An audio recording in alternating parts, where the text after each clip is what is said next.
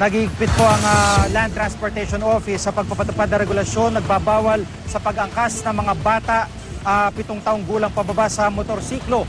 Para sa karagdagang detalye, may live report si June Veneracion. June? Hindi unang nasampulan sa operasyon ng LTO ang mga sakay ng motorsiklo na ito.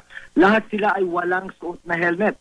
Angkas ni Raul Barameda ang kanyang buntis na asawa at 2 anak na may edad 1 at 3 taon. Bukod sa paglabag sa National Helmet Law, nilabag din daw ng driver ang regulasyon ng LTO na bawal magsakay ng bata na may edad 7 pababa. Bawal din ang sobra sa 2 sakay ng motorsiklo. Sunod na natsyempuhan si Jean Cano. Sakay naman niya ang 2 anak, ang isa, 4 na taong gulang lang. Tinikita ng mga nahuli ang kanilang mga paglabag, pasok daw sa reckless driving na may mutang 1,300 pesos. May kasama pa rin itong instant sermon mula sa mga LTO enforcer. Pero sa mga itong pagkakataon, sinisiguro rin daw ng mga LTO enforcer na mas maging maingat sa pagkilos at pananalita dahil may mga nakaharap na bata.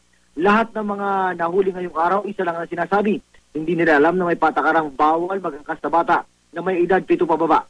Kaya sabi ni Director Yusuf Lamping, OIC ng Law Enforcement Service ng LTO, mas magiging aktibo sila ngayon sa pagpapatupad ng patakarang ito para na rin sa kaalaman at kaligtasan ng publiko.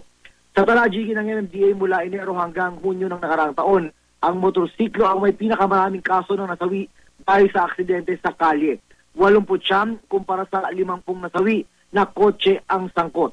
Pero kung sa dami o ang dami ng mga aksidente pag-uusapan, di hamak na mas marami ang sa mga kotse, 35,626 kumpara sa 9,614 na aksidente na may kinalaman sa motorsiklo. Kaya sabi ng LTO talagang mahalaga na tutukan ng mga gumagamit ng motorsiklo dahil mas maraming buhay ang nawawala dahil dito. Gigi?